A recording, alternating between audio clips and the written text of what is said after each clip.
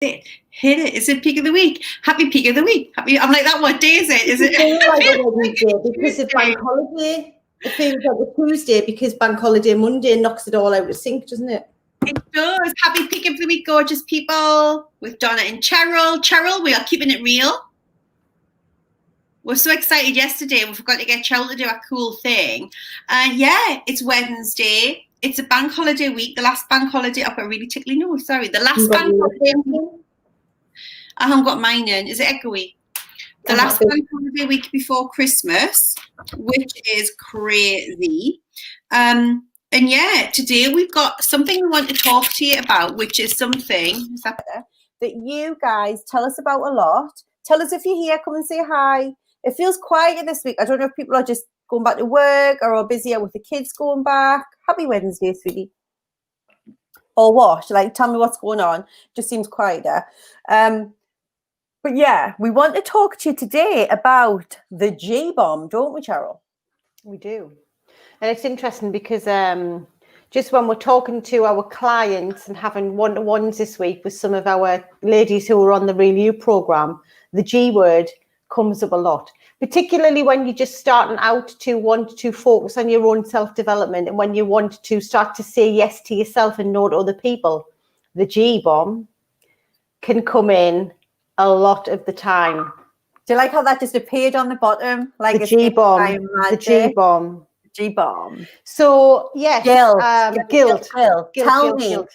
Tell me, guys, if you're watching, is guilt one of the obstacles in your life that has you doing things that you don't want to do, saying no to things that you do want to do, not having time with yourself, not creating the space for yourself and your growth? Is guilt one of the things that's in your way? We would love to know, because if it's not, we'll talk about something else. Yeah. Coming back before we go any further. But I used to feel like I would, back in the day, before I did this stuff on myself. Back in the day. I literally, in days of yore. I could not, when I lived over at my old house before I lived here, I would not sit still. I couldn't even sit and watch a TV program. On a night once Holly had gone to bed, but during the day, I literally... I just didn't sit still. I don't know how else to say it, because I felt guilty that I should be doing something all of the time. It was like mental. Yeah, no, it's great. And I've got an auntie who is still like that now. And she's never had children, so she's very close to us. And she worked 2 jobs. She worked full time. She used to be a DJ and a banker. And then she dropped the DJing a good few years ago and just became a banker, and she was just banking. And she has literally worked from 16 till she retired at 55, whatever it is. She retired 60, I don't know what it was now. And then looked after my granddad. He passed away a few months ago. But she's still like she will not sit and watch the telly. Like, she could not tell you anything and that's not a bad thing. But just, she literally until 10 o'clock at night is on the go. And I keep saying to her, like, what is it that you find time to do? She'll go shopping for people, she'll do. And she says, oh, it just feels wrong, like sitting down. And my nan, her mum, used to be exactly the same, Nana Jessie, just feels wrong sitting down. She just is uncomfortable with it, right? And I do think that it is more common in women. Like, it seems to be, like, from our experience and when we talk to people, that it is more common in women, or women are more likely to say that they feel guilty, or to say no to something, or to put themselves at the back of the queue, or to sit and have this internal wrangle about saying yes and doing something for themselves, but then spoiling the whole time they're doing it because they feel guilty because they've put themselves first. It's crazy. This is one of my favorite quotes. I don't know who it is. It's just in Facebook user. Who is it? Guilt is my worst emotion. It's like a crappy old boyfriend that keeps showing up to piss on my parade. Caleb's not home, so I'm sorry if your kids are home. You haven't got earphones in. But it's so true. Like, it serves no purpose. It's like a fucking appendix. It's just there, and then it gives you a bit of jip, and then it ends up getting cut out. Like, it's there. What else do we feel guilty about? I mean, someone, again, Facebook user, I don't know if it's the same person, sorry. Feel guilty that I don't have a job at the moment. I feel guilty that I'm not looking for a job 24/7. I feel guilty on like, what? Like, why? And Cheryl's right. It seems to be indoctrinated into our female DNA that we have to feel guilty. Like, my nan used to feel guilty if she had nothing to feel guilty about. Like she'd worry for not worrying and feel guilty for not feeling guilty. Like it's awful. And what was Letty just saying there, Cheryl? I hate to say, but I am feeling guilt about everything, that nasty feeling in your gut. And Donna's saying the same. Hi, ladies. Hey, Donna. My kids go back to school tomorrow, and if I'm honest, I need to find my mojo again. Yeah, we'll help you with that. We'll help you. Get signed up to the challenge as well. That's massively going to help you. But yeah. Oh, Yvette, it's you. I mean, how dare it not show your name? I know. Holy Yvette, have you not got your own actual special line? To us, like Yvette's our campaign manager for a challenge that's launched yesterday. So God love her, like she's just literally on speed dial. If it goes right, we ring Yvette. If it goes wrong, we ring Yvette. So. And she's like the third in Keeping It Real Life Lessons with Donna Cheryl in brackets Yvette. Slash Yvette, yeah. She's like the spare wheel, bless her. It's like we have this emotion. And tell me, guys, where do you feel it? So when you're feeling guilt, where do you feel it? Lockdown has, like you're saying, lockdown was rough with balancing homeschooling and work. Feel like you should be doing everything. Yeah, because we've got to wear our Wonder Woman pants, right? We've got to be teachers. We've got to be coaches. We've got to be physiotherapists. We've got to be like every hairdressers. Like I never thought I'd be shaving people's heads, for Christ's sake. Thomas, hey, I don't know why your name's not shown. What else? Thomas, Soul Squad, Soul Posse in the house. In the house. So when you are feeling guilt, where do you physically feel it in your body? Like where does it start? And tell me about the kinds of thoughts that you have before you get the guilt feeling, because remember, a feeling is always your barometer that tells you what your thoughts are doing. So you might not be tuned into it, but you've got thoughts going on that are creating the feeling of guilt. Donna, trying to catch up on lives and sessions, etc. Absolutely. You'll have more time for us now, Donna. You'll have more time. Exactly. Need to find a routine. It's time for you, and this is what I'm thinking. You know, I'll be honest, I've shared this before. I feel that there is like it's like a discomfort about Caleb going back to school, because it's this worry that now we've had the 6 months bubble, which this is the longest time we've had with him since he was born. And then all of a sudden it's like you feel like you're letting them back into the world. And I do think everyone's sitting and waiting just to see what happens with health and peaks and all the rest of it. So I'm really trying to keep my mindset, rather than feeling guilty that I'm sending back, and what if he gets sick, and what I can't do that to myself. So I've been talking to Cheryl a lot about this, just to make sure that anything that's coming up for us, I'm clearing out and I'm letting go, and really working on my energy, because I know that'll help Caleb, and just thinking really healthy things and looking forward, like you girls are saying, like having my routine back and getting up and, you know, having a bit of time and quiet in the house to be able to meditate sometimes, rather than, Mom, have you seen this football trick, you know, and looking at what the upsides of that are. So yeah, where do you feel it in your body? Cheryl, when you feel guilt, where does it come for you? Like where does it manifest in you physically? It starts in my head with a thought, I would say. I don't think I let it get to me feelings, if that makes sense. So I don't, when I get in my head, basically, it'll just be like something that would just play over and over. So it'll be like, oh, this, that, and the other, I feel guilty. I think because I'm quite aware, it'd be rare, it would only be an exception where it would then seep into feeling a certain way because I feel guilty.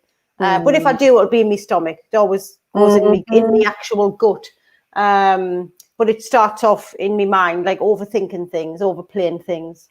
Yeah, and you go through the scenario, don't you? Because you'll feel guilty, and then your logic mind then tries to go, well, it's okay, and then we'll get ourselves a little bit defensive about the fact that we're feeling guilty. Yeah. And then the subconscious bit has its little chatter and and before you know it, the monkey mind has created like a headache. I get a headache. I get that feeling of like ickiness in my tummy, like a nervous tummy thing going on. And I'm much like Letty. It's in my tummy and I can be really defensive and snappy for no reason. Neil will always say, like, I don't know why you're biting my head off, but it's normally because I'm feeling guilty about something. And Yvette's saying it's in a chest, feels ill at ease, lots of reprogramming to focus on for sure. Cheryl, when it gets in your head, how do you stop the overthinking? Is there a switch? And that's what I want to talk to you about. So I want to give you a few techniques right now so that when it's happening, you can do something about it, right? So I think the first thing is it's always about consciousness and awareness. So actually, if you haven't tapped into the thought and you just feel at ill ease, it's then checking in with yourself to tap into where that's coming from. So if you don't have the thought, if it's in your subconscious and you're not aware of it, you feel ill at ease, it's taking the time to sit and think, why am I feeling like that? And then the thoughts you'll tune into the thoughts. So I think it's about, I want to use the word rationalize, but it's about putting things into perspective.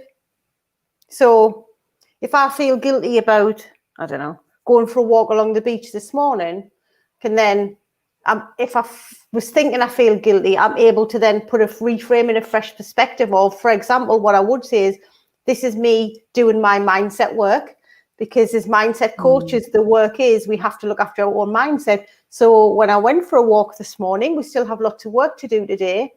If I get a thought of, oh, should I really be doing this? I have to then reframe it of, this is the work. We have to do our mindset work. We have to take the time to go and walk and be creative and take in whatever we want to take in to set myself up for the rest of the day. So I think it's, if you can catch it that way, it's doing a bit of a reframe is one of the tools I would say.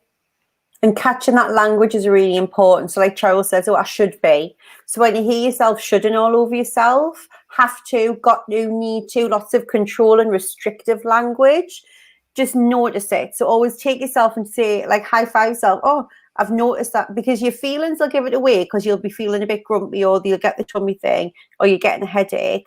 So ask yourself, what am I saying to myself? I'm saying to myself, I should be, I have to be, I've got to, blah, blah, blah. And just say, excellent, well done, mate. I've noticed that I'm doing that thing that I do that leads to me feeling really guilty. It gives me a headache. It gives me that pain in my chest or in my stomach. Well done for spotting it. Where is it coming from? It's because I'm starting to worry about my list of to-dos, or feeling like obliged that I should go and visit someone. And then step 2 is you get to choose again. So what is it that you want to do? What do you want to do? Because if you really don't want to do something, you're going to go in with the wrong energy. It is really genuinely better not to do it, especially when it involves other people. I am the queen of going and seeing other people are doing something for them and then making them feel shit because I did it. Like, I used to do it all the time, and there's no point doing that. You got to do it with a happy heart, or don't do it at all. Because when you do that, so when you do it and you don't want to, then your guilt changes to, then you feel guilty that you've made them feel like shit.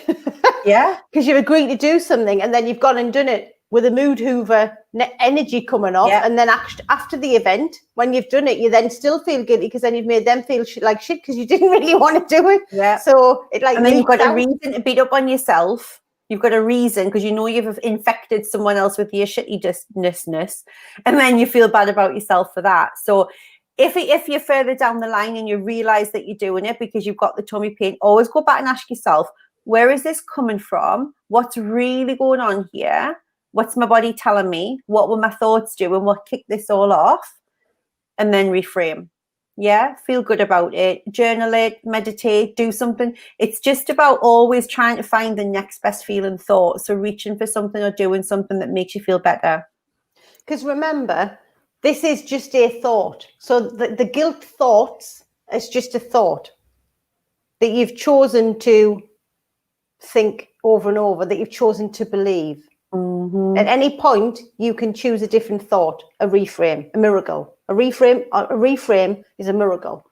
So you can choose to change your thought pattern and think something different. Like, for example, today, right, I'll get to go for a walk. It's really important to me to help me to work on my mindset. That's a miracle right there, because it immediately just switches us over into something different. Yeah, and whether it's nurturing right yourself. or wrong, it doesn't matter if it's right or wrong. It doesn't matter whether it doesn't matter. It's about what you choose to think and believe, which is then makes you feel a certain way. Yeah, and it's about always reaching for something that makes you feel good, because the rest of it will fall into place. Was that the do it with a happy heart or not at all bit, Letty? Yeah, honestly, it's a mantra. I should get that tattooed. It changed my life when I came up with that one a little while ago. And it does, and it needs rooting out, but it's equally just being aware that feeling guilt and dealing with guilt is just, it's quite an addictive emotion, and sometimes we just like to beat up on ourselves. So recognize that you're doing it and deciding to do something differently in itself is powerful. You don't need to sometimes get the big diggers out. It's just observing that you're doing it and changing your thought, reframing, okay? Because we can literally make this whole story or scenario, because if we get trapped in the guilt, the low level emotions, and we're not aware we're there, before we know it, the story that we have built up around these thoughts and beliefs can be so far-fetched, which is just feeding the weeds and just making it worse and worse and worse. But actually, again, we've done that to ourselves. It's just, at any point we can choose to stop, press pause. So yes, Donna, there was a full moon. I think it was last night. Nancy sent it. Yvette, if you've got anything that you could stick in the soul system, that'd be really helpful. But yeah, I'm feeling emotional, and I think it's the change of weather. You know, we're welcoming in a new season. We're coming into the last part of the year. 2020 was not what we thought it was. This is about us now really rallying, getting some clarity, which is why Cheryl and I have decided now is a really good time to do the Supercharge Your Self-Confidence Challenge again. So even if you did it with us in June, we're inviting you to come and do it again. If you didn't do it in June, we're inviting you to come and do it for the first time. We won't be doing it again this year. So do it. There's going to be something really positive to focus on. It's going to help you get clarity on what you want to achieve over the next 6 months, not stopping at the end of the year because we fall off a cliff. Really working on what some of these issues are underlying that's making it hard for us to say no, go doing some deep levels under there. And the Facebook group for the challenges is now open. So we will be dipping in there. We'll be sharing some motivation. Everybody's posted in there to get to know each other. It's a beautiful place. So make sure that you're in there because I promise you this one's going to be even bigger and better. Thank you, Donna. We just feel like we need it. This is why we did it the first time when we're all in lockdown. We felt like we needed something positive to work on, and we want to help you guys do the exact thing now. So come and join us, guys. Get involved. Get involved, people. Harvesting. Yvette's saying September's about harvesting. A lot of us feel like we haven't planted enough to harvest. 2020 is nuts, hence feeling a bit weird. Yeah. So it doesn't matter if it isn't how you thought it would be. It's about, right, like draw a line. You've got, you know, our lives, we tend to go, oh, well, you know, it's 4 months at the end of the year and it hasn't panned out, which doesn't matter. Your life doesn't stop in December. Like, it'll keep going. So let's keep looking forward. Let's keep saying what we want to get involved in and what we want to create. Oh, you just signed up. Yay. Amazing, Donna. I'm excited to be your coaches. Right. Have an amazing peak of the week. Yeah, we've got coaching sessions, discovery sessions, coffee sessions. We've got all sorts going on today. And have a lovely day. We'll see you soon. Peak of the week.